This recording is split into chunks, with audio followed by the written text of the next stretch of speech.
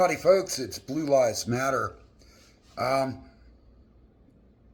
some of you will recall that I went to the San Antonio sponsored gun buyback.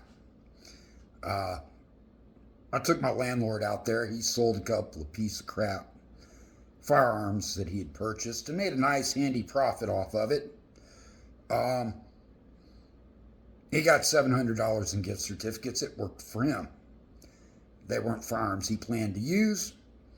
Uh, and for things like that, great for him. I'm glad he was able to get something for those basically worthless piece of crap firearms that he had. So we got there, we got in line, we did whatever. I noticed officers were walking around taking pictures of people who were trying to buy firearms. They tried to discourage people from doing that. They tried to tell them it was illegal for them to do that. However, it wasn't. They could be on the sidewalk and purchase the weapons the same as anyone turning them in. But of course, the police didn't like that, and the nonprofit organization who leased the property to hold the event went so far as trying to get people arrested if they even parked near the area. Either way, I went down there because I knew the police would be filming people's license plates and doing those types of shady things. Remember, everyone was encouraged to go there anonymously, whatever. There's no anonymously about it. You turned in your weapons, you waited while they processed it, drove up, got your gift certificate, and left. Now, out of the over 900 weapons turned in, one was allegedly stolen. 1 out of 900, pretty good. San Antonio claimed it was a great success. But what I found was serious breaches of public trust by the police department. Had officers walking around filming these other people, supporting the people who worked there, who were encouraging people not to sell their weapons to people on the street, going so far as to say they may be criminals, disparaging them. C.J. Grisham, a lawyer, person who has a license to carry. Not only that, he has a LEOSA certificate, meaning he's retired law enforcement. They tried to disparage him. Either way, same with the police telling people they couldn't be on the sidewalks. C.J. Grisham told them otherwise. And yes, they went and tried to get a lieutenant to say, no, you can't. Then they went to a captain, and apparently he called the city attorney, who went, no, you're wrong. You can't stop them from being on the sidewalk.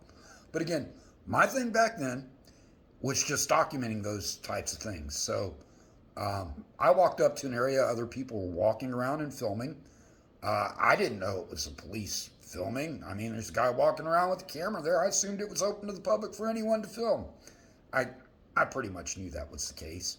But I asked, and I was promptly run out of the area, threatened with arrest, followed and told we should get that guy's ID. You know why? Because police hate it when you film them. Officer David Mahula stole 2 shotguns and a pistol and put them in his private vehicle. Gee whiz. Now you wonder why they didn't want anyone over in those areas filming them. Because 1 out of 900 weapons turned in were stolen, but SAPD officers stole more than that. A 300% increase in the stolen firearms thanks to our trusted police department. And again, that's just what we know of so far. Guarantee you more than that happened. Just like the police wanted to criminalize me for filming in their parking lot over by the Central Station, the same parking lot Nestor Reed stole a police car from. Yes, that's right. SAPD officer Nestor Reed stole his own police car to hide minor damage, stole the laptop out of it, the license plates off of it, parked it on a train track hoping some poor engineer would run into his vehicle and it would be written off as, stolen and placed there, and that's how the damage was on it. And what did that officer get? He got deferred adjudication, all other major charges reduced or dropped, and deferred adjudication for just reduced charge of unauthorized use of the vehicle. Now, ask yourself this, folks. Why is it the police will have me in jail for 26 days on a charge that they dismissed, but Officer Nesta Reed spent less than, a day in jail for a crime he's definitely guilty of? Why is it that the police keep running around saying stolen firearms are the big problems? Why do I have a note on my body armor that says, not stolen from Chief McManus?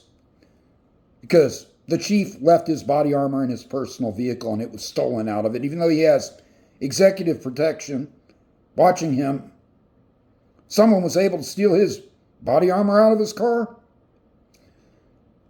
And yet, officers will say, well, why are you wearing your body armor? Why not just leave it in your car? Well, I don't want it to get stolen out of my car like Chief McManus's was. They kind of shut up when they hear that. The facts of the matter is, body armor is a protective thing. The cops see it as, it's threatening to them. These things come out in the woodwork. When I tell you I go to investigate something, there's a reason I was down there. And I didn't catch it. I got driven away, but sure enough, 6 months later, it comes out of the woodwork. That officer, at least one SAPD officer, was stealing those firearms. And again, you have to ask yourself, folks, you ever get called to a jury, you better question the integrity of the officers.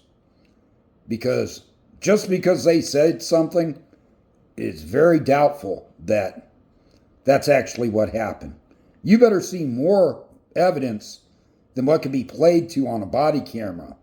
Had a police lieutenant do this. Oh, you smell like you've been drinking in front of his body camera. Stone cold sober. And here's the funny part. I was wearing my body armor and had a pistol on my person and drove down to see him because he wouldn't talk to me over the phone. Insisted I show up in person to the same building they've arrested me 3 times at unlawfully for criminally trespass at the police station. Yet he told me I had to go there, so I did. So I said, okay, well, you're going to try to intimidate me, thinking I'm not going to show up. You're wrong. I'm going to show up, but I'm going to be wearing body armor and have a camera because I know you hate both. And I'm going to be armed because I'm legally allowed to. And as soon as he saw me there, he's like, want any excuse at all. Oh, you smell like you've been drinking. I'm not going to talk to you because you've been drinking. Yet he'll let an armed man in body armor walk out to his car and drive 30 minutes home. Oh, but you smell like you've been drinking. Oh, you see, he made that context. Played to his body camera. Like many officers do play to their body cameras. Stop resisting when someone's not resisting. There's a problem with police integrity. There's a problem with body cameras that they know how to play to. So you have to have that open mind and say, okay, we're going to give them the benefit of the doubt, but at what point is innocent until proven guilty? Why is it that always applies to officers, but it doesn't apply to the common person? This is Blue Lives Matter, and I'm just updating my viewers, again, that when I went to that gun buyback program, I did go there to document. The police were out filming people looking to catch maybe someone who's a felon in possession of a firearm, or maybe someone who's driving a felon's vehicle, it's registered to the felon, going there. So again, the police are taking down license plates, taking pictures of license plates. These are, you can say whatever you want about gun buybacks, whether they're successful or not, but no criminals were turning in their weapons. 1 weapon out of 900 were stolen. They got turned in. And, great. The people who turned them in didn't want them around their houses, so maybe they prevented them from being stolen and used in a crime. Yet they're going to sit there and tell the same people who want to buy those weapons off the street legally, we don't want you doing this. Why? There's issues there. There are. And again, they make it out like the people who were buying firearms were the criminals. And so far, at this point, the only criminal down at that location that day was that officer who stole those weapons, then lied about it. 2 shotguns are still unaccounted for that he stole. And who knows what else and what other officers were involved. We won't know.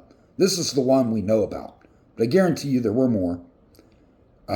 That's just the way things roll. Those other officers didn't just, he didn't just manage to place that in his personal vehicle without any of the many police officers standing around seeing it. This is Blue Lives Matter. I call it like I see it. SAPD, you should be ashamed of yourself. Chief McManus, you should be ashamed of your officers. Not just the officer who stole. Great, he's on indefinite suspension now. How about all the officers who were around and witnessed, or should have witnessed? You always say, oh, well, the officer, something looks suspicious, so, we're okay with an officer detaining someone because, his gut feeling told him something was wrong. You can't tell me with all those officers standing around there, they didn't suspect something was up with the guy putting weapons that were supposedly turned in to an event in exchange for gift certificates to end up in this officer's car. Another person had saw him wrap a handgun and stick it in his car. Now, they recovered that handgun.